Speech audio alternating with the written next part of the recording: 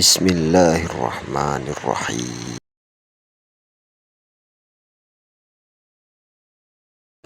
Menjaga Nabi Muhammad SAW dari segala macam maksiat sebelum menjadi Nabi. Jadi Nabi SAW itu terkenal tidak pernah ada satu pun kemaksiatan yang terjadi dalam hidup beliau.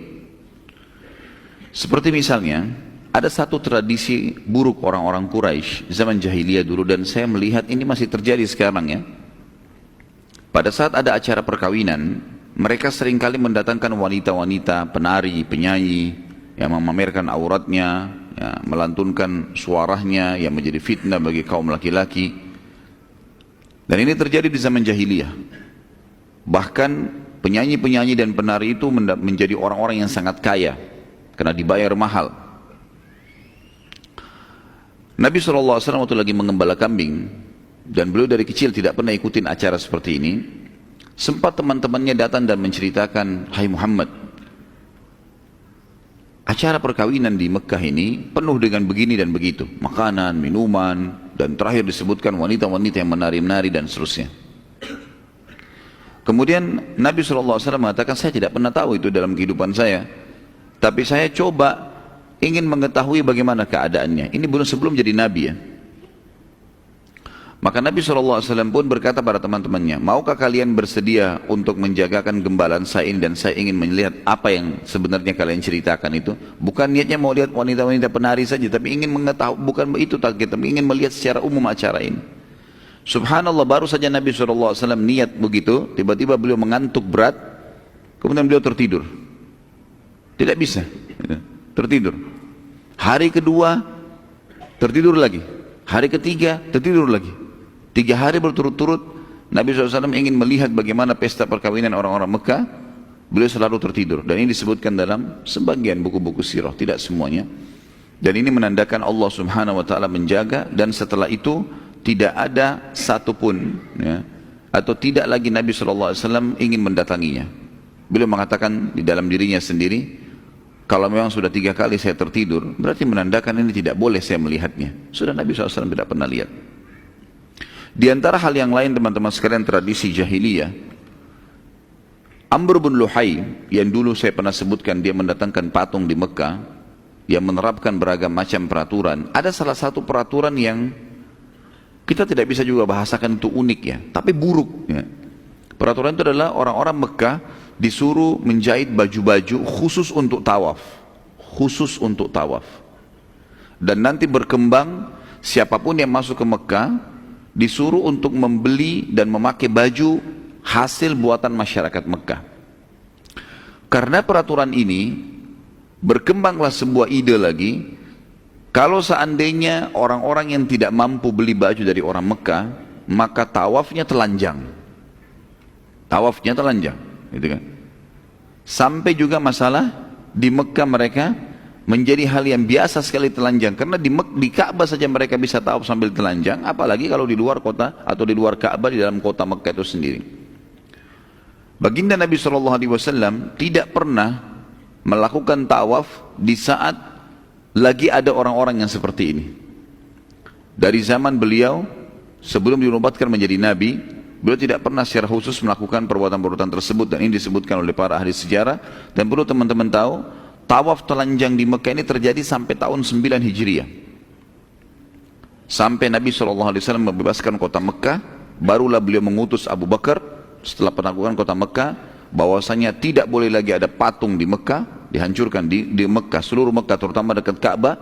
Setelah Nabi SAW hancurkan 360 sekian patung, kemudian juga tidak boleh lagi ada yang tawaf telanjang di sana. Dan Nabi SAW sama sekali tidak pernah menyaksikan hal tersebut. Sampai tradisi kaum laki-laki di Mekah dulu teman-teman sekalian, kalau pakai baju itu menggunakan izar tanpa rida. Izar itu maksudnya bagian bawah, kayak kita sarung atau celana. Dan bagian atas mereka tidak pakai baju biasanya. Artinya kebanyakan tradisi orang seperti itu. Kalaupun ada orang yang kaya raya punya kelebihan, baru dia menggunakan baju bagian atasnya gitu. Salah satu tradisi mereka adalah kalau mereka saling gotong royong mengangkat barang, batu misalnya, mau gotong royong untuk membangun sebuah tempat, maka supaya pundaknya nggak luka, mereka mencabut izarnya, sarung bagian bawahnya, itu sampai auratnya kelihatan, kemudian meletakkan di punggung untuk meletakkan batu, dan mereka tidak menganggap itu aib. Di dalam sebuah athar disebutkan, pada saat Nabi SAW mau mengangkat batu membantu sebagian keluarganya yang sedang membangun, maka orang-orang pada mengangkat batu-batu besar, dan Nabi SAW ikut partisipasi mengangkat batu besar itu. Kemudian tiba-tiba saja pamannya datang mengatakan, "Hai Muhammad." Salah satu pamannya, tidak disebutkan namanya dalam riwayat ini, tapi dikatakan salah satu pamannya mengatakan, "Hai Muhammad." Kalau tidak salah namanya Zubair di sini. Ya, salah satu paman Nabi SAW mengatakan bahwasanya, "Hai Muhammad, tidakkah kau buka izarmu dan kau letakkan di punggungmu agar punggungmu tidak luka?" Maka Nabi SAW mengatakan, "Saya tidak melakukannya."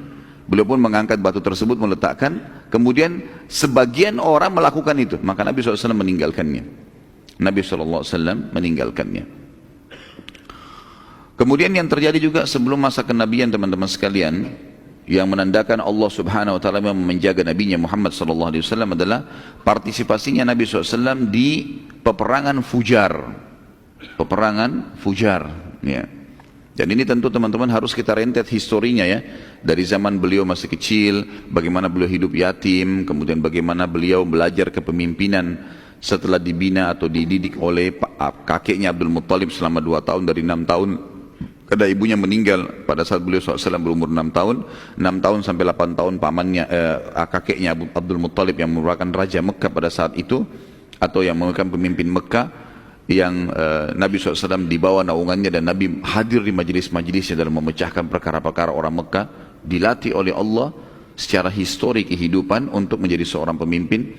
Kemudian dibina oleh pamannya yang Abu Talib dari umur 8 tahun tadi sampai menikah dengan Khadijah umur 25 tahun, dan ada 2 fase di situ. Fase pertama adalah mengembala kambing sampai umur 21 tahun, 21 sampai 25 berdagang. Tapi di sini Abu Talib orang yang sangat miskin, tidak punya harta yang banyak, dan kalaupun ada hartanya dihabiskan untuk memberikan minum jemaah haji pada saat itu, atau makanan jemaah haji. Maka yang terjadi, karena suku dari Abdiddar sudah pernah kita sebutkan, mereka berperan mengurus hal-hal yang berhubungan dengan Mekah ini. Nabi SAW belajar bagaimana menghadapi kehidupan yang susah pada saat itu. Jadi hidup dengan Abu Talib. Kemudian juga Nabi SAW dilatih oleh Allah untuk tidak berbuat kemaksiatan sebagaimana sudah saya sebutkan tadi. Kemudian juga yang kita sebutkan lagi sekarang adalah Nabi SAW ikut dalam peperangan. Jadi di masa beliau masih belum menikah, beliau sudah terlatih, pernah mengikuti peperangan. Sehingga ini semua menjadi komponen-komponen yang kalau disatukan memang siap menjadi seorang pemimpin. Ada satu peperangan namanya Harfu Fujar. Harfu Fujar ini teman-teman sekalian, ya, adalah peperangan yang melanggar bulan yang dimuliakan. Kalau masih ingat pernah saya jelaskan, waktu Abraha membangun gereja Qulais di Yaman, kan ada satu kelompok di Mekah gitu, yang mereka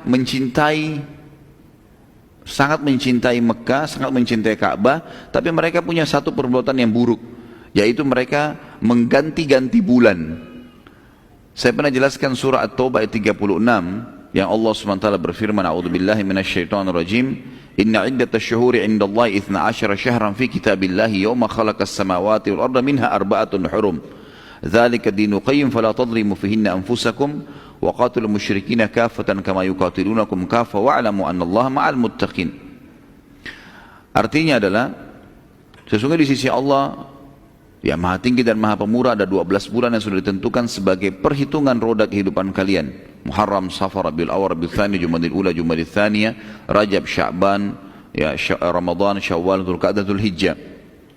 Dan di antaranya itu sudah ditetapkan dari sebelum penciptaan langit dan bumi. Sudah diterapkan 12 bulan itu sebelum penciptaan langit dan bumi, dan di antaranya ada 4 bulan yang dimuliakan. Itulah ajaran agama yang lurus, maka jangan kalian zalimi diri kalian secara khusus di 4 bulan itu, dan perangilah orang-orang musyrik secara keseluruhan sebagaimana mereka memerangi kalian, dan ketahuilah Allah bersama dengan orang-orang yang bertakwa. Saksi bahasan 4 bulan yang dimuliakan. 4 bulan ini adalah Rajab, kemudian 3 bulan berturut-turut Dzulqa'dah, Dzulhijjah, dan bulan Muharram. Nah ini 4 bulan ini bulan hurum namanya. Dari zaman ajaran Ibrahim alaihissalam sampai di awal-awal Islam, ke 4 bulan ini teman-teman sekalian tidak boleh berperang. Tidak boleh berperang. Tapi orang-orang suku Arab sebelum Islam datang, mereka hidup dari peperangan. Mereka saling menyerang satu sama yang lain, terus mengambil hartanya suku yang lain gitu kan. Nah, ada kelompok dibentuk oleh orang-orang Arab ini di sebelum Islam. Tradisi mereka adalah kelompok ini boleh mengubah-ubah bulan. Boleh mengubah-ubah bulan. Jadi misalnya sekarang Muharram nih. Hanya mereka ini yang boleh mengubah, mengatakan enggak, sekarang kita ganti namanya Safar. Bulan depan baru Muharram. Ya. Mereka balik-balik supaya bisa menghalalkan peperangan pada saat itu. Seperti itulah ya. Itu tradisi mereka. Nah, peperangan itu salah satu tradisi. Sisi yang lain, kalau ada pun peperangan tidak diubah nama bulannya, tetap Muharram, tetap tadi Rajab, Dzulqa'dah, Dzulhijjah, Muharram, tetap ini. Tapi ada peperangan di sini terjadi. Ada suku menyerang suku yang lain. Namanya Harbu Fujar. Namanya Harbu Fujar. Dianggap peperangan yang bermaksiat. Itulah. Fujar dari kata-kata fajar. Ya. Nabi SAW pernah menghadiri itu. Jadi ada pernah suku Hawazim namanya. Suku Hawazim ini menyerang Mekah, menyerang Quraisy. Gitu. Ini waktu Nabi SAW masih umur belasan tahun ini. Waktu beliau masih jadi penggembala. Kemudian Nabi SAW partisipasi dan beliau satu-satunya riwayat membicara masalah ini adalah hadis sahih yang kata Nabi SAW, kuntu ambulu li'a'mami. Aku pada saat Harbu Fujar itu sedang mengambilkan anak-anak panah untuk pamanku. Ya. Dikasih, Nabi SAW kasih pamannya yang melemparnya. Gitu. Seperti itulah. Yang jelas beliau partisipasi dalam peperangan dan ahli sejarah mengatakan bahwasanya ini juga pendidikan Allah Subhanahu Wa Taala agar Nabi SAW tahu tentang masalah peperangan itu. Selanjutnya teman-teman sekalian, juga hal yang luar biasa partisipasinya Nabi SAW dalam hilfu fudul namanya. Hilfu fudul. Hilf adalah sumpah, ya. Halafa, yang kata Nabi SAW, man halafa bighairi Allah faqad asyrak. Siapa yang bersumpah selain nama Allah maka dia telah musyrik, gitu kan. Hilf, halafa, atau orang Arab mengatakan ahlifu billah, aku bersumpah atas nama Allah. Hilf fudul, ya. Fudul punya makna banyak, ya. Di antaranya adalah hak, hukuk, ya, haknya orang lain gitu. Jadi begini ceritanya. Nabi Hilfu Fudul adalah sebagian anak-anak muda Mekah, ya, pada saat itu yang diistilahkan dengan syabab Mekah, ya, pada saat itu mereka berkumpul, kemudian mereka sepakat bersumpah atas nama Allah depan Ka'bah, mereka akan membela semua orang yang terzalimi dari penduduk Mekah atau bukan penduduk Mekah, dari penduduk Mekah atau bukan penduduk Mekah. Jadi mereka berkumpul, kemudian mereka sepakat untuk itu, siapapun itu. Ini ada sebabnya teman-teman sekalian. Awal kisahnya Hilfu Fudul adalah ada seseorang dari luar Mekah pernah bertransaksi dengan salah satu tokoh Mekah yang bernama Al-As bin Wa'il. Siapa ini As bin Wa'il? Ayahnya Amr bin As. Amr bin As radhiyallahu anhu masuk Islam. Al-As bin Wa'il ini tidak, gitu kan. Al-As bin Wa'il ini salah satu tokoh Mekah, pernah dia transaksi dengan satu orang pendatang dari luar Mekah, kemudian dia nggak mau bayar. Sudah diambil semuanya, baik saya beli ini semua, dibawa semuanya, sudah ditaruh di gudangnya, kemudian tiba-tiba pada saat pembayaran dia bilang enggak, saya nggak mau bayar. Orang ini sendirian, nggak ada pembelahnya gitu, dari luar kota Mekah. Maka pada saat itu teman-teman, orang ini pun datang, ya, menyampaikan kepada orang-orang Quraisy, nggak ada yang hiraukan. Tokoh Quraisy nggak ada yang hiraukan. Sampai akhirnya dia menyebutkan dengan syairnya, sungguh Al-As telah berbuat kezaliman dan tidak memberi hakku. Bila kalian wahai para Quraisy tidak menolongku, maka berarti kalian bersamanya dalam hal ini, dan akan aku sebarkan kezaliman ini pada seluruh bangsa Arab. Para tokoh Quraisy waktu itu sempat waktu mendengarkan syair, dan syair pada saat itu luar biasa, ya, sama dengan kita sekarang media. Setiap ada syair baru selalu saja diperebutkan oleh orang untuk dihafal, baik atau buruk. Sampai kadang-kadang kalau kita, dan saya tidak sarankan tentunya, syair-syair masa jahiliyah itu luar biasa sampai merincikan tentang wanita. Bagaimana wanita yang indah itu, bagaimana dalam syair-syair mereka. Gitu kan. Jadi ini seperti media kalau kita sekarang cepat sekali menyebar. Orang-orang Quraisy akhirnya takut dengan syair-syair itu, akhirnya mereka terdiam. Muncullah beberapa anak muda Mekah, masing-masing memiliki yang ayah-ayah mereka juga kepala-kepala suku, yang akhirnya bersumpah di depan Ka'bah dan akan melawan kezaliman walaupun harus menumpahkan darah mereka. Ada ahli sejarah yang mengatakan sebab dinamakan hilfu fudul, sumpah fudul, karena fudul ini adalah nama gabungan nama dari 3 orang yang pertama membentuk hilfu fudul. Semua namanya fadl, semua namanya fadl. Tiga-tiganya maka dikatakan fudul, ya. Tapi yang ini yang lebih kuat bukan itu. Yang lebih kuat adalah fudul artinya hak, ya. Haknya orang-orang. Para pemuda ini sebagaimana saya bilang tadi sepakat akan membela siapapun yang terzalimi di Mekah walaupun harus mengorbankan jiwa mereka, dan mereka mengiklankan itu ke seluruh Mekah dan menjadikan sebagai program siapapun yang mau ikut dibuka. Dan Nabi SAW termasuk salah satu pemuda yang ada di Hilfu Fudul. Nabi SAW bergabung sama mereka untuk membela semua kezaliman. Akhirnya pada saat Nabi SAW bergabung sama anak muda ini, berkumpullah lebih 10 orang pada saat itu. Kemudian mereka mendatangi rumahnya Al-As bin Wa'il. Lalu mereka mengatakan, demi Allah kami telah bersumpah atas nama Allah untuk membela siapapun yang terzalimi. Dan anda telah menzalimi orang yang datang dari luar Mekah. Kalau anda tidak mengembalikan haknya, maka kami akan membunuh anda. Jadi nggak ada alasan lagi. Melihat kejadian tersebut, karena Al-As bin Wa'il ketakutan, dia pun mengembalikan haknya orang tadi. Kenapa kita panjang lebar ceritakan tentang ini teman-teman sekalian? Karena ada hubungannya dengan hukum syar'i. Jadi bukan hanya sekedar historinya Nabi Muhammad SAW, tapi beliau ya juga menyampaikan sebuah hukum kepada kita. Setelah itu, apa kata beliau? Sesungguhnya aku dulu di zaman jahiliyah telah dipanggil untuk hilfu fudul. Demi Allah, kalau seandainya aku dipanggil setelah Islam, aku akan menjawabnya. Aku akan menjawabnya. Jadi hilfu fudul ini terjaga ya dalam hukum syar'i kita. Dalam salah satu athar juga disebutkan Husain radhiyallahu anhu, cucu Nabi SAW, pernah memiliki hak yang diambil atau belum dikasih oleh wali kotanya Madinah pada saat itu, bernama Al-Walid. Ini gubernur kota Madinah. Iya. Lalu Husain berkata, tentu saya tidak perlu masuk ke rincian apa masalahnya, tapi yang jelas Husain sempat berkata, bila engkau tidak memberikan hakku, maka demi Allah aku akan mengiklankan hilfu fudul. Aku akan mengiklankan hilfu fudul. Maka akhirnya si Al-Walid pun memberikan haknya.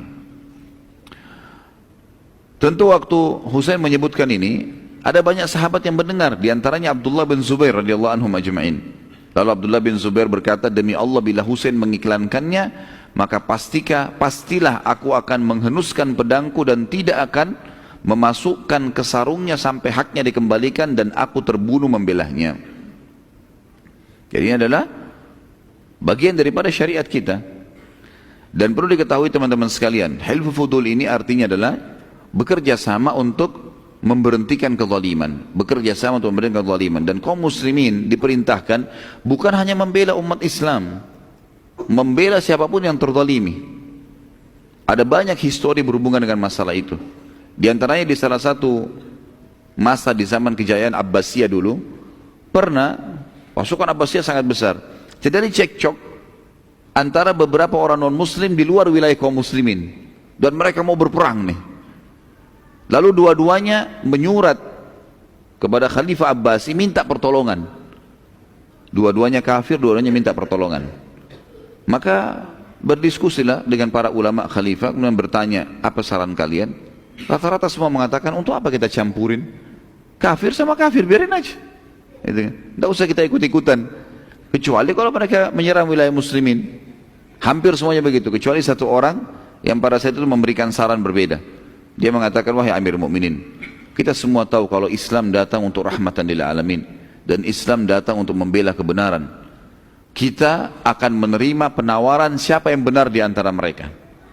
Kalau ada yang benar, kita bersama mereka dan kita perangi yang terzalimi, karena Islam memang untuk menegakkan kebenaran. Seperti itulah. Dan ini ada hukum syar'i sendiri tentunya berhubungan dengan masalah ini. Yang jelas Nabi SAW termasuk salah satu dari anggota Hilfu Fudul itu. Dan berarti beliau sudah menegakkan kebenaran dan keadilan jauh sebelum masa kenabian. Kemudian selanjutnya adalah mulai fase perniagaan Nabi SAW. Dan ini saya sudah jelaskan sebenarnya pada pertemuan lalu tentang masalah julukan Al-Amin yang keluar untuk Nabi SAW. Ya. Dan kita akan masuk ke masalah, saya sudah jelaskan ya waktu itu ya, bagaimana julukan Al-Amin kan muncul ya. Yang jelas Nabi SAW pada saat itu beliau memiliki strategi perdagangan yang sangat luar biasa. Karena beliau berdagang, mengambil barang dari orang lain, menyelesaikannya dengan cash walaupun sedikit, kemudian beliau berkeliling untuk membagikan barang-barang dagangannya. Dan karena beliau jujur, apapun yang ditanya tentang produk tersebut, maka beliau selalu menjawabnya. Dan itu tentu setelah Islam, ada sabda Nabi SAW, setelah masa penobatan kenabian, ada nanti beliau menyampaikan hadis Nabi hadis beliau yang berbunyi SAW, ya, siapa yang transparan dan terbuka dalam transaksinya, maka Allah akan berkahi transaksi keduanya. Allah akan memberkahi transaksi keduanya. Jadi tidak boleh teman-teman sekalian kalau kita jual mobil kemudian pernah tabrakan kita mengatakan tidak pernah, menutupi aibnya. Ini marah Allah SWT tidak berkahi atau bahkan tidak jadi. Iya pernah tabrakan tapi saya sudah masukkan di bengkel, silakan dilihat misal. Ini salah satu hal yang sangat dijaga oleh Nabi SAW dalam perniagaan begitu. Perniagaan beliau sehingga hanya terkenal sekali dengan keberhasilan dalam berdagang dan dipercaya oleh orang lain. Pokoknya setiap Nabi SAW bawa barang, tidak ada lagi orang yang meragukan masalah itu. Semuanya tinggal langsung membeli dari Nabi SAW. Karena apapun yang ditanya benar. Bahkan kalau ditanya, hai Muhammad ini kualitasnya bagaimana? Oh kalau yang ini lebih baik. Oh kalau kualitas dagangannya si fulan lebih baik. Kalau saya punya nomor 2-nya atau nomor 3-nya atau lebih di bawah daripada itu. Yang jelas disampaikan apa adanya. Maka orang pun suka berinteraksi dengan Nabi SAW. Pada saat itu teman-teman sekalian, banyak orang akhirnya menambahkan modal. Seperti kita tahu kalau ada orang jujur, biasanya orang datang kepada dia. Kau butuh modal berapa? Bagaimana cara kerjasama? Karena orang yang terkenal dengan kejujurannya. Maka banyak pedagang-pedagang Mekah yang datang kemudian menawarkan kepada Nabi SAW untuk menitipkan modal mereka. Mulailah Nabi SAW bertambah modalnya, kemudian melakukan hal yang sama. Nabi SAW dengan transparan, semua kelebihan produk, adapun kekurangannya disebutkan. Seperti ini dan seperti itu. Jadi orang jadi tambah ramai membelanjakan barang Nabi SAW. Akhirnya beliau terfikir untuk mengekspansi bisnisnya keluar dari Mekah. Pada saat itu, karena beliau menganggap Mekah sudah cukup dikuasain oleh beliau, maka beliau SAW dan melihat modal yang sangat banyak, coba mengekspansi keluar Mekah. Selama ini beliau selalu ambil dari pedagang-pedagang Mekah saja yang besar-besar. Kalau kita mungkin pemilik-pemilik perusahaan besar sekarang. Sekarang Nabi SAW ingin mengembangkan lebih besar lagi ke perusahaan-perusahaan lah kalau kita sekarang ya, punya perusahaan sendiri. Maka Nabi SAW mengambil modal-modal tersebut, kemudian mulai pergi ke negeri Syam. Dagang di negeri Syam. Ikuti orang-orang Quraisy. Orang-orang Quraisy bawa modal dari Mekah, beli barang negeri Syam, kembalikan lagi ke Mekah, gitu kan? Nanti barang dijual di Mekah. Tapi mereka pergi ke negeri Syam membawa uang saja, membawa uang, membawa emas. Mereka tidak bawa produk. Nabi SAW waktu itu mengatur satu strategi yang berbeda. Orang Mekah belum ada yang melakukannya. Semua modal beliau dibelikan produk-produk Mekah. Apa saja yang bisa dibawa dibeli oleh Nabi SAW. Semua uang itu, semua modal dijadikan benda. Kemudian beliau bawa ke negeri Syam, lalu beliau berdagang di negeri Syam, barang-barang Mekah itu. Orang-orang di negeri Syam tidak mengenal produk Mekah selama ini. Akhirnya dibelilah oleh orang Syam, dan Nabi SAW mendapatkan keuntungan, lalu dengan uang keuntungan itu beliau beli lagi barang dari negeri Syam dibawa ke Mekah. Sehingga double keuntungannya. Makin masyhurlah nama Nabi SAW, akhirnya bergabunglah seorang wanita kaya Mekah, Khadijah radhiyallahu anha pada saat itu tentunya. Belum masuk Islam, belum ada Islam. Dan dikatakan dalam buku-buku sejarah, Khadijah ini teman-teman sekalian memiliki harta sendirian dia, itu lebih banyak atau bahkan berimbang dengan hartanya seluruh pedagang Mekah. Saking kayanya gitu kan. Orang terkaya Mekah, hartanya Khadijah radhiyallahu anha sendiri, digabung semua pedagang-pedagang Mekah hartanya, itu baru sama dengan hartanya Khadijah. Bahkan Khadijah mungkin lebih banyak daripada itu. Khadijah pun akhirnya menitipkan hartanya kepada Nabi SAW, coba ya. Dan Khadijah ingin memastikan tentang kejujuran yang terkenal itu, beliau menitipkan seseorang yang bernama Maisarah. Maisarah ini sahaya, hamba sahayanya beliau. Kemudian menitipkan kepada Nabi SAW. Maisarah selama perjalanan terkagum-kagum dengan Nabi SAW. Di antara yang membuat dia sangat kagum adalah beberapa fenomena alam yang terjadi dan bagaimana akhlaknya Nabi SAW. Di antaranya adalah perilaku Nabi SAW dengan Maisarah beda sekali dengan perilaku siapapun pada saat itu yang menjadi majikan atau tuan bagi seluruh sahaya. Kebanyakan mereka tuh kasar berkata-kata, suka perintah-perintah sembarangan, kadang-kadang sering dipukul, kadang-kadang marah sedikit nggak diberikan makan, gitu kan. Kemudian kalaupun ada keuntungan, ada segala, tidak pernah ada bagi, tidak ada sesuatu yang dikasih, gitu. Maka berbeda sekali dengan Nabi SAW. Nabi kalau makan, panggil Maisarah makan bersama-sama. Nabi SAW kalau istirahat, panggil Maisarah istirahat di sebelahnya. Nabi SAW mengajak ngomong seperti temannya sendiri. Selalu saja begitu, dari pergi sampai pulang. Perjalanan dari Mekah ke negeri Syam sebulan, gitu kan? Itu pun kalau menggunakan kuda yang tercepat. Kalau orang membawa kafilah dagangan lambat, bisa 2 bulan perjalanan. Jadi selama 2 bulan perjalanan, Nabi SAW selalu bermuamalah yang baik dengan dia. Pulang juga begitu. Kemudian fenomena alam yang terjadi adalah sepanjang jalan dia kaget melihat semuanya. Ya, kafilah-kafilah di depan ada kelihatan, di sana kelompok kafilah sekian puluh ekor unta, di sana lagi kafilah banyak padang pasir yang sangat luas. Tapi kafilah Nabi SAW ini yang kebetulan itu cuma Nabi sendiri yang jaga beberapa ekor unta dengan Maisarah. Itu dinaungi oleh awan, tidak panas, padahal lagi terik sekali matahari. Kok bisa awan ini cuma ada di atas kafilah Nabi SAW? Itu Maisarah saksikan sendiri. Pada saat itu lagi terjadi dan sudah sampai di negeri Syam. Kalau teman-teman masih ingat kisah Bahira, ya, pendeta yang pada saat melihat tanda kenabian Nabi SAW di umur 12 tahun itu, subhanallah dengan hikmah Allah, Nabi SAW pada saat itu umurnya sudah sekitar 24 tahun SAW, itu lewat di depan gereja yang sama, gereja yang dulu dimiliki oleh Bahira, tapi Bahira sudah meninggal dunia. Dan banyak murid-muridnya Bahira situ, pendeta-pendeta yang lain yang sudah memang terbina oleh Bahira ini. Dan selalu diingatkan oleh Bahira, ingat ini masa keluarnya kenabian, dan perhatikan baik-baik kafilah-kafilah Arab itu, karena Nabi terakhir itu akan keluar dari kota Mekah sana. Ini kafilah-kafilah mereka yang sering bolak-balik, perhatikan baik-baik. Kalau ada kejadian-kejadian yang unik, maka pastikan apakah ada di antara mereka manusia yang sedang kita cari itu. Salah satu pimpinan pendeta pada saat itu melakukan hal yang Bahira sering lakukan. Setiap hari nongol di jendela gereja ngelihat kafilah-kafilah yang lewat, karena memang ini jalurnya mereka lewat, gitu kan. Terkagetkan pendeta ini pada saat melihat kafilah Nabi SAW. Ini kafilah satu-satunya yang cuma 2 orang, untanya banyak sekali, tapi cuma 2 orang, dan semua kelihatan dari jauh, matahari lagi terang, semuanya kafilah yang berserakan yang sangat banyak. Beda dengan kafilah Nabi SAW, ini ada awan di atasnya menaunginya. Dan ada sebuah pohon di sebelah gereja. Konon ceritanya para Bahira dan temannya ini membangun gereja di situ karena mengetahui tentang histori pohon itu. Histori pohon itu disebutkan dalam Injil, dinukil oleh para penginjil ini sebelum Nabi SAW diutus tentunya. Kalau ada pohon di situ, yang pohon ini mereka tahu semua nabi turun di situ. Pohon ini setiap nabi pasti akan mampir di pohon itu, dan pohon ini subhanallah dengan hikmah Allah tidak pernah ada yang mampir di situ kecuali nabi-nabi, gitu kan. Pada saat Nabi SAW mau istirahat, beliau pun duduk di bawah pohon itu. Ada satu pohon di dekat gereja, pohon kurma, cuma satu pohon. Itu Nabi SAW duduk di situ. Kemudian kafilahnya, unta-untanya disandarkan, Maisarah dipanggil duduk di sebelahnya.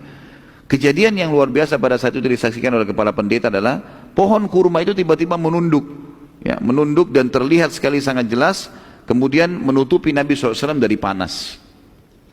Maka dia pun penasaran dan dia berkata, ini mungkin salah satu tanda. Dia pun akhirnya keluar, kemudian coba melihat peluang kapan Nabi SAW berpisah dengan Maisarah. Maisarah sempat pamit sama Nabi SAW, ingin mencari, kalau kita mungkin tempat buang air gitu kan, keluar. Maka oleh pendeta ini dikejar. Lalu dia berkata, hai fulan, tunggu sebentar. Berhentilah Maisarah. Ditanya, kalian dari mana? Dari Mekah. Siapa yang bersamamu ini? Seseorang dari kota Mekah, tokoh Mekah yang bernama Muhammad, dan dia punya kafilah dagang, gitu kan. Lalu mulailah pendeta ini menanyakan banyak hal tentang siapa namanya, siapa ibunya, siapa ayahnya, segala macam ditanya tentang Nabi SAW secara terinci.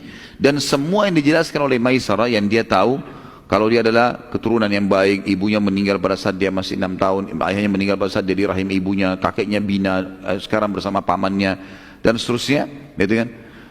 Dan dia terkenal sekali dengan julukan Al-Amin di Mekah. Semua ini ciri-ciri disebutkan yang diketahui oleh pendeta ini adalah ciri kenabian. Lalu kemudian pendeta ini pun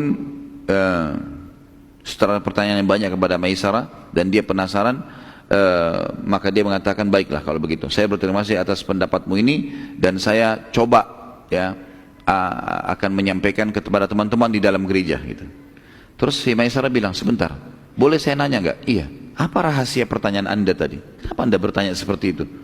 Lalu dia mengatakan, pendeta itu mengatakan, dan ini membuat Maisarah kaget, dan nanti ini yang akan disampaikan kepada Khadijah pada saat pulang ke Mekah, yang mendorong Khadijah mau menikah dengan Nabi SAW. Salah satu faktornya itu. Maka dia mengatakan, ketahuilah wahai anak muda, karena Maisarah masih muda, masih belasan tahun berumur seperti ini, di bawah sedikit dari Nabi SAW. Ketahuilah, menurut keyakinan kami dan apa yang kami dapatkan dalam Injil, tidak ada yang turun di bawah pohon ini kecuali seorang nabi, Maka ketahuilah yang sedang bersamamu sekarang adalah nabi yang sedang ditunggu, Jadi ceritanya hanya seperti itu saja, tidak ada penyampaian setelahnya seperti apa, apakah pendeta itu beriman atau tidak seperti kisah Bahirah. Kalau Bahirah memang dia sudah berazam, bertekad kalau memang Nabi SAW di masa kenabian dia masih hidup, dia mau beriman. Tapi pendeta ini tidak, dia kembali ke gerejanya, kemudian buku-buku sejarah menceritakan atau memutus sampai itu kisahnya, dan Nabi SAW sudah langsung pergi ke negeri Syam.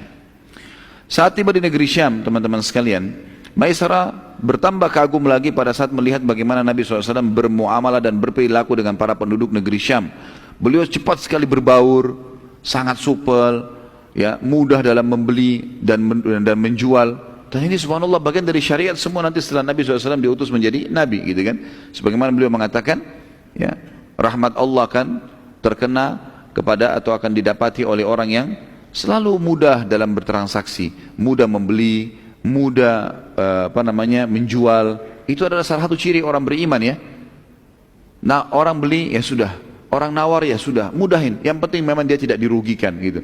Bukan orang yang sudah tahu ada keuntungan masih ditekan supaya mendapatkan keuntungan yang lebih. Enggak ada seperti itu. Samhan kata Nabi SAW. Samhan idza ba, samhan idza syara.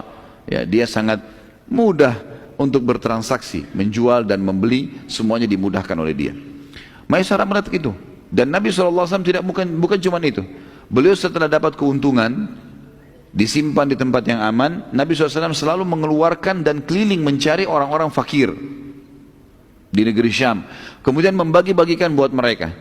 Kemudian Nabi SAW juga selalu berusaha untuk menguasai seluruh pasar tanpa letih. Beliau keliling ke seluruh pasar lalu menawarkan produk-produknya tanpa letih. Ini nolak, dia pergi ke tempat yang lain. Ini nolak, dia pergi ke tempat yang lain. Sampai akhirnya terjadi transaksi. Dan subhanallah, di hari Nabi SAW tiba, seluruh produk Mekkahnya habis. Seluruh produk Mekkahnya habis dalam satu hari. Karena Nabi SAW keliling, ya, senyum dengan orang, ramah, mudah. Orang mentransaksi, beli ini berapa, sekian harganya, sekian saja, ya sudah, gitu loh. Dimudahin sama beliau. Maka habis produknya pada hari itu, sallallahu alaihi wasallam. Di hari kedua, beliau sudah bisa membeli barang dari negeri Syam. Dan pada saat beli, karena kemarin dia sangat supel dengan orang-orang sallallahu alaihi wasallam, maka orang-orang pedagang-pedagang di pasar juga memudahkan dia pada saat transaksi. Jadi orang-orang Syam pun pada saat mengatakan Nabi SAW tawar, kain ini berapa? Sekian. Baiklah, bisa saya beli sekian? Enggak bisa, silahkan ambil uangnya. Langsung saja. Maka di hari kedua saja, Nabi SAW sudah berhasil membeli seluruh produk yang dibutuhkan dari uang yang ada. Sehingga kafilah Nabi SAW lebih dulu kembali ke Mekah.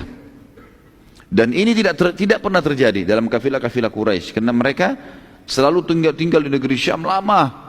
Mereka duduk-duduk dulu, mereka mabuk-mabuk, mereka bermain perempuan, mereka segala macam, sudah menjadi tradisi jahiliyah. Kemudian nanti mereka sudah 2 minggu, 3 minggu baru mereka balik ke Mekah, gitu kan. Jadi pelan-pelan mereka berdagang. Nabi SAW tidak, cepat bekerja dan cepat juga menyelesaikannya, selesai mengeksekusinya. Pulanglah Nabi SAW bersama Maisarah menuju ke Mekah.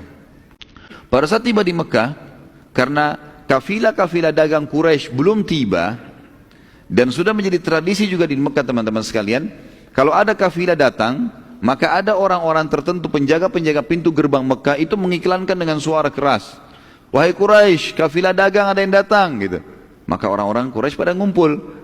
Jadi sebelum masuk pasar mereka sudah keroyokin tuh apa yang mereka mau beli di situ. Ada yang sisa baru dijual di pasar. Kafilah Nabi SAW datang, dan ini bukan waktu datangnya kafilah Quraisy. Waktunya sudah mereka tahu lah, sekian waktu datang kafilah, baru mereka datang.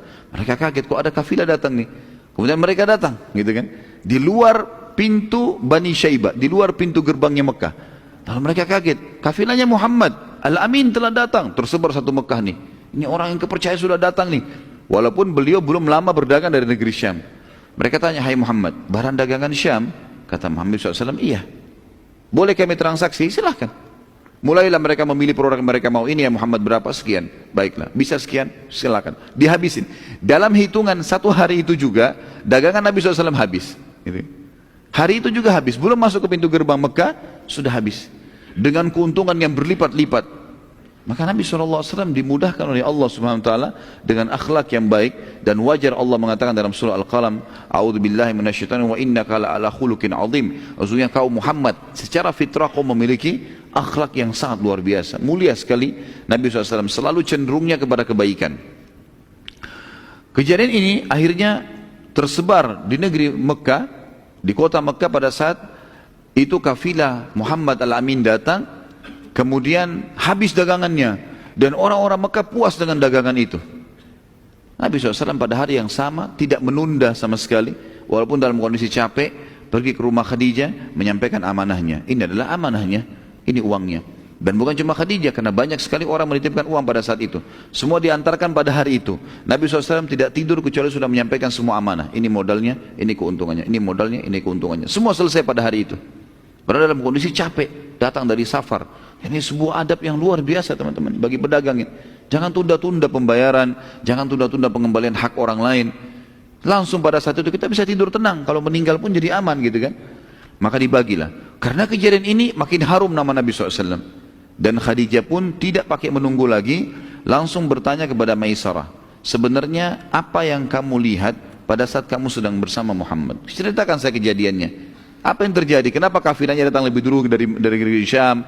Apa yang terjadi pada saat kamu sedang di sana, gitu kan? Bagaimana dia bermuamalah dengan orang-orang, gitu." Maka pada saat itu Maisarah menceritakan semua apa yang dia lihat, dari kasus jalan ada naungan awan, dari kasus pohon yang nunduk, dari kasus pertanyaan pendeta, dari kasus Nabi SAW sudah membeli barang-barang dari Mekah kemudian menjualnya di negeri Syam, dan bagaimana dia bermuamalah dengan sangat mudah, bertransaksi, kemudian dalam satu hari habis semua produknya, hari kedua dia sudah beli produk lagi, kemudian beliau juga segera pulang ke Mekah. Lalu kemudian di pintu gerbang Bani Syaibah sudah diperebutkan oleh masyarakat Mekah, dan mereka puas semua dengan harganya, dan pada hari yang sama sudah dibagikan keuntungannya. Maka pada saat itu perlu digarisbawahi teman-teman, bahwasanya Khadijah radhiyallahu anha ini walaupun pada saat itu berumur 40 tahun tapi terkenal sekali dengan kecantikannya. Dan ini mungkin sudah menjadi sesuatu yang fitrah ya.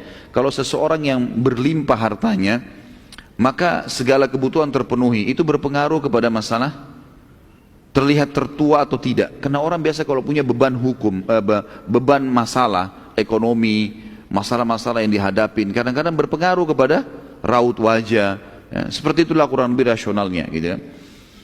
Maka Khadijah terkenal sekali dengan kecantikannya, dan selalu dilamar oleh banyak orang Mekah, walaupun beliau sudah menjadi janda pada saat itu. Dan orang-orang yang ditolak ini terkenal. Si fulan melamar Khadijah, ditolak, tersebar beritanya. Khadijah nolak, tidak mau, karena punya kecantikan, punya kekayaan. Ini orang terkaya di Mekah. Baru pertama kali pada saat itu Khadijah yang meminta, meminta kepada Nabi SAW untuk menikahinya. Dan ini belum pernah terjadi. Khadijah selalu menolak lamaran orang, gitu. Maka Khadijah berkata kepada Maisarah pada saat itu, setelah menceritakan, "Saya akan berbicara sesuatu nanti dengan orang yang akan menyambung lidah saya kepada Muhammad. Cuma bahasa begitulah kurang lebih. Jadi karena Maisarah seorang laki-laki, Khadijah tidak berbicara masalah pernikahan. Lalu Khadijah pun mencari siapa kira-kira orang yang paling pantas untuk diajak ngomong. Ditemukanlah seorang sahabatnya bernama Nafisa. Nafisa sahabat dekatnya Khadijah.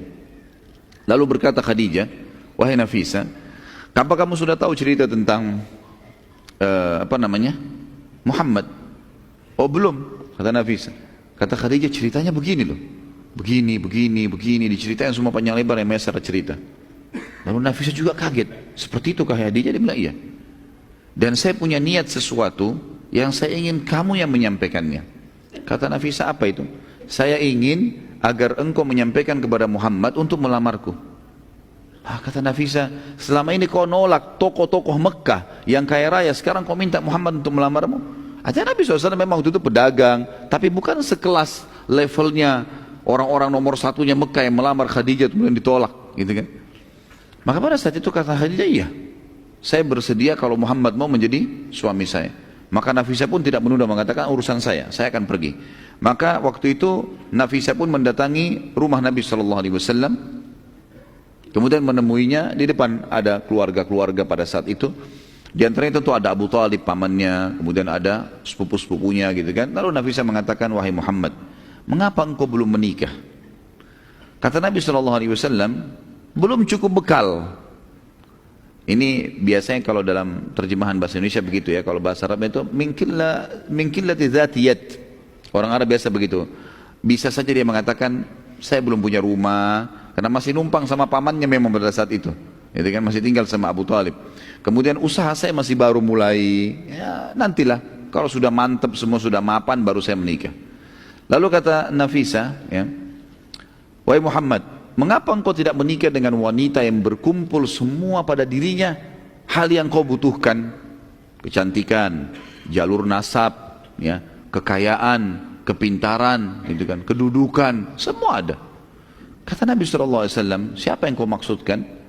Kata Nafisa, Khadijah binti Khuwailid, gitu kan, Khadijah binti Khuwailid.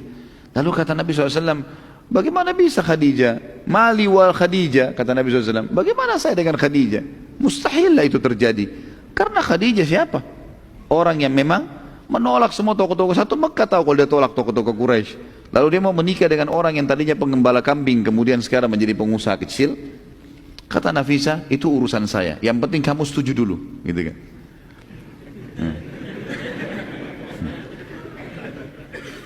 Ini yang bujang-bujang yang ketawa ini. Maka pada saat itu pun Nafisa kembali kepada Khadijah mengatakan, oleh Khadijah, sudah selesai urusannya. Apa yang selesai? Muhammad sudah setuju, gitu kan? Kata Khadijah, baik kalau begitu, jangan ditunda, gitu kan? Maka Nafisa kembali lagi ke Nabi SAW mengatakan, wahai Muhammad, sudah selesai urusannya. Apa yang sudah selesai? Khadijah sudah setuju, gitu kan? Sudah selesai urusannya. Kapan kita bertemu? Bertemu. Dipanggillah Abu Talib, paman Nabi SAW, menghadap ke rumahnya Khadijah. Dan Khadijah itu ditemanin oleh, ada yang mengatakan yang temanin, waktu itu Nabi SAW dikatakan ditemani oleh pamannya Abu Talib dan Hamzah. Tentu ini sebelum bicara masalah Islam ya. Kemudian dari pihak Khadijah, ayahnya sendiri Khuwailid, dan ada yang mengatakan ditemani juga oleh sepupunya Waraqah bin Naufal, ya, pendeta Nasrani nanti yang akan mengakui kenabian Nabi SAW di masa penerimaan wahyu, Iqra' bismi rabbikal ladzi khalaq. Baik, pada saat itu terjadilah kesepakatan dan akhirnya menikahlah Nabi SAW dengan Khadijah. Dan pada saat itu maharnya Nabi SAW yang diberikan adalah 20 ekor unta, ya. Jadi satu ekor unta itu sekarang sudah berapa harganya? Ratusan juta, gitu kan? Apalagi ya sampai 20 ekor unta ini.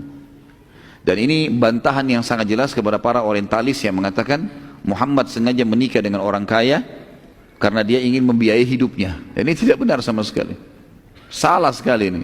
Karena Nabi SAW waktu itu setelah menikah pun sama Khadijah, beliau yang memberikan kebutuhan rumah, nafkah, walaupun tetap memutar modal Khadijah. Karena setelah menikah, Khadijah menyerahkan seluruh hartanya radhiyallahu anha kepada Nabi SAW untuk dikelola, gitu kan? Silakan kelola, lalu dipakai bersama-sama, gitu kan? Nabi SAW pada saat itu, teman-teman sekalian, menikah dengan Khadijah tentunya itu berumur 25 tahun dan Khadijah 40 tahun. Dan ini juga sekaligus bantahan yang mengatakan bahwasanya Nabi Muhammad itu, kata orang-orang orientalis ya, dan ini dikembangkan oleh para orang-orang liberal sekarang.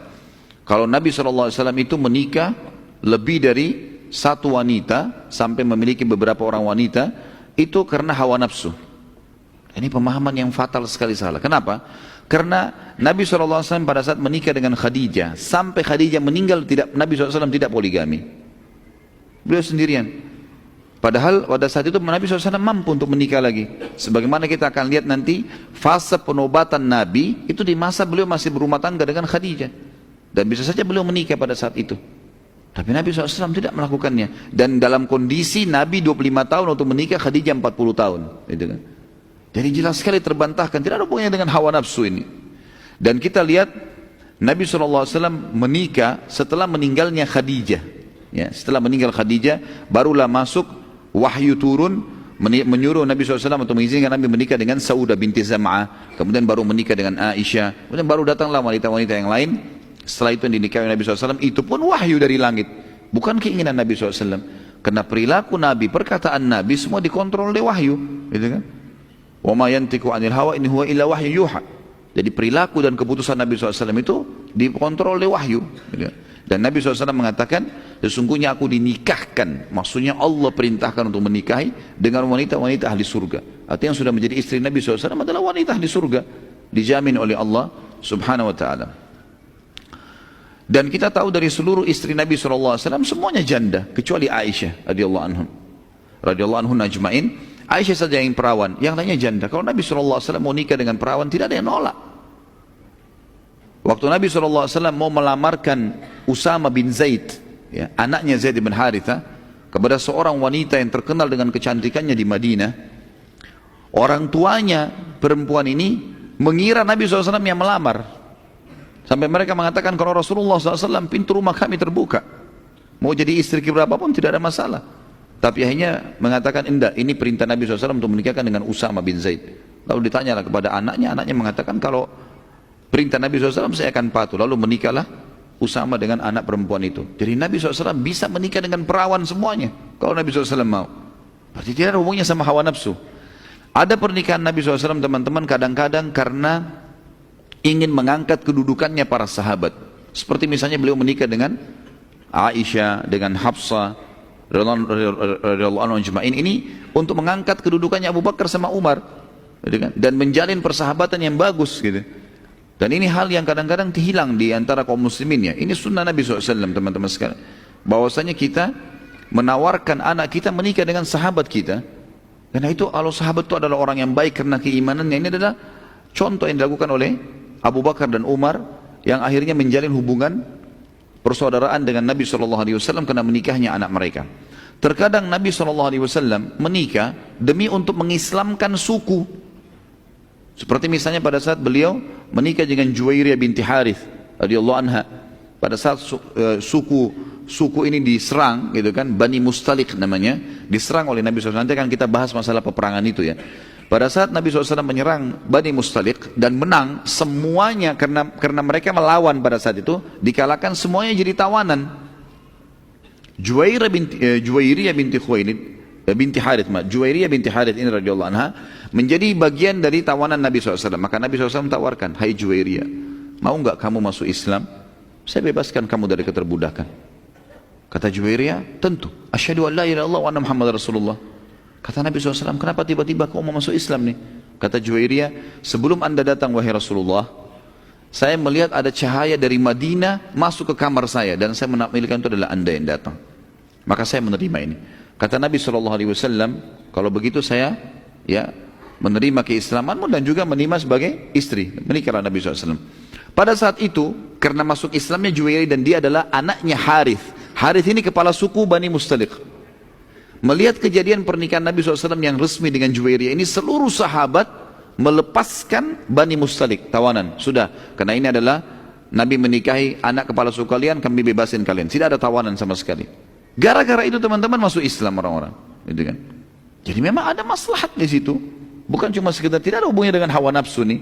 Dan memang subhanallah saya temukan teman-teman, orang yang melakukan poligami dengan tujuan hawa nafsu ini hancur ini. Hanya untuk berbangga-bangga, iya. Kalau dia mengatakan saya punya istri dua, saya punya istri begini, itu tidak akan bertahan lama.